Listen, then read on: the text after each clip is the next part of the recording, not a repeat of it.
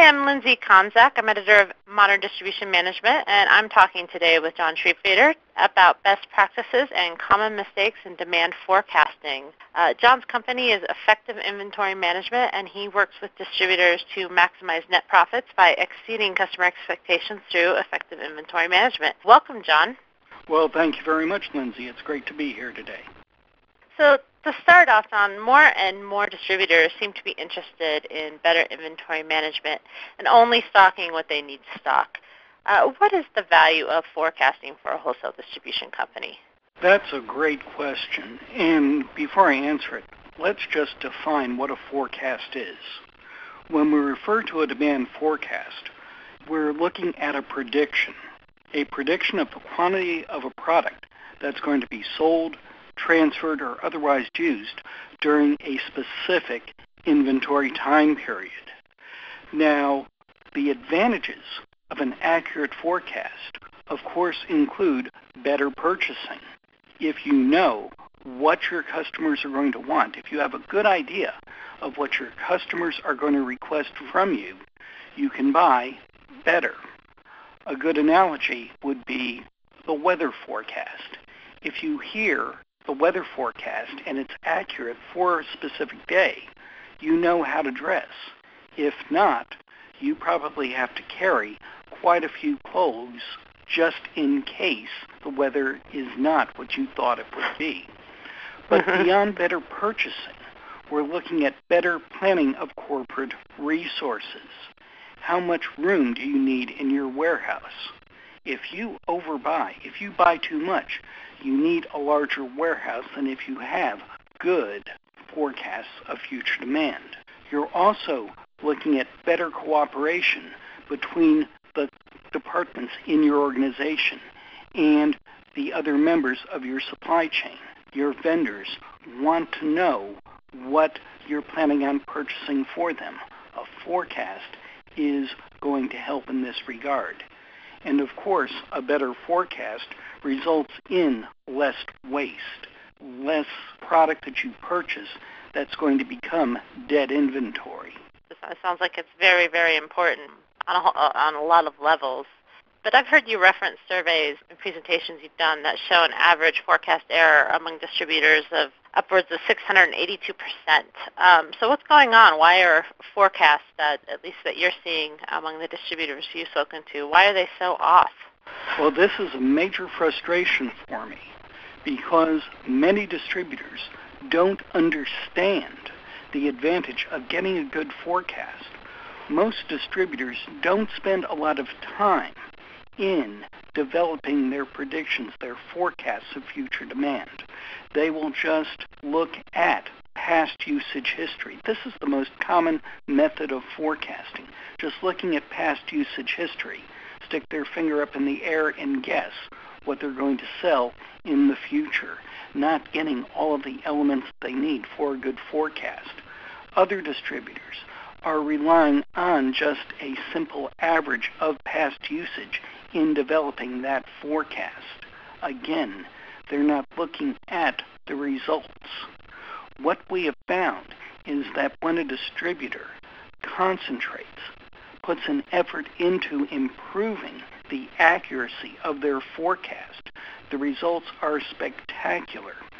We see a drop in inventory averaging 32.5% with no decrease in customer service. Best practice distributors, those that are the most profitable, spend a lot of time on their forecasts, and they will monitor their forecast accuracy. And that forecast accuracy will be, well, let's just say the error rate will be about 1/10 of the average distributor in their industry. That's a big difference. So how many distributors actually do forecasting well? In these challenging economic times, we're seeing more and more distributors paying attention to the forecast. When money was readily available, when they weren't as concerned about overstocking, there was less reliance on the forecast. much more of an emphasis on improving sales. Now that improving sales, increasing sales is getting challenging, more and more distributors are looking at their internal operations to try and make them more efficient, to try and do more with their limited corporate resources. And this is, well, let's just say good forecasting is an integral part of this process, making every dollar they have to invest in inventory work as hard as possible.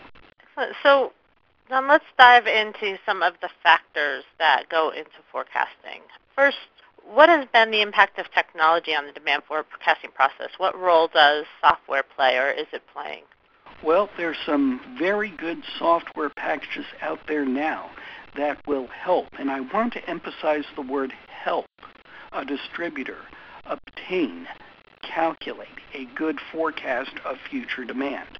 The software cannot do it on its own. If you see a system that says, oh, we will forecast for you, just put in the elements and we will spit out a number and use that number to plan your inventory purchases, I want to tell all of the distributors listening, run from those systems. Software is a part, or should be a part, of your overall forecasting strategy. But an accurate forecast is based on 6 elements. One of those elements is past usage of the product. You might say, what we sold in the past may be a good indication of what we're going to sell in the future.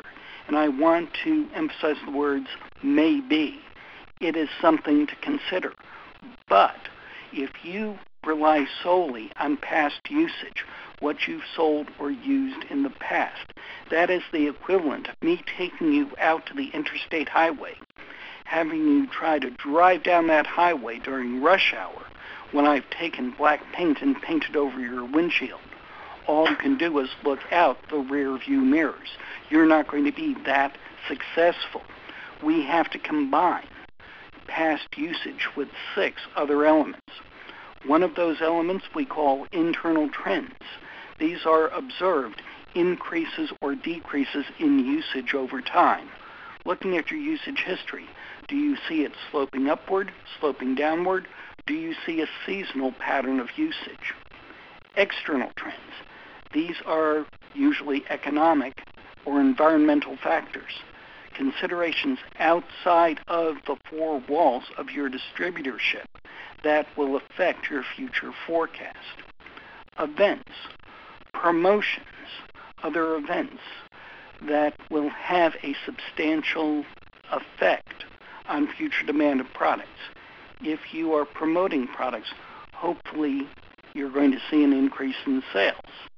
That increase in sales has to be part of your prediction, or you will not buy enough to meet this increased demand. Collaborative information. This is input from management, customers, vendors, salespeople. We have to consider that in our forecast. But not only do we need to consider these elements, we need to determine which of these elements are reliable, which of these elements are good predictors of future demand of products. And finally, the 6th element is the appropriate forecast horizon, the time period for the forecast. Today, many distributors are importing products from overseas. They're looking at long lead times. If they're forecasting in November and they have a 120-day lead time, a forecast for demand in November is not going to do them much good, because if they order material today, they won't receive it until March. So they need a system that's going to look at that appropriate time period for the forecast.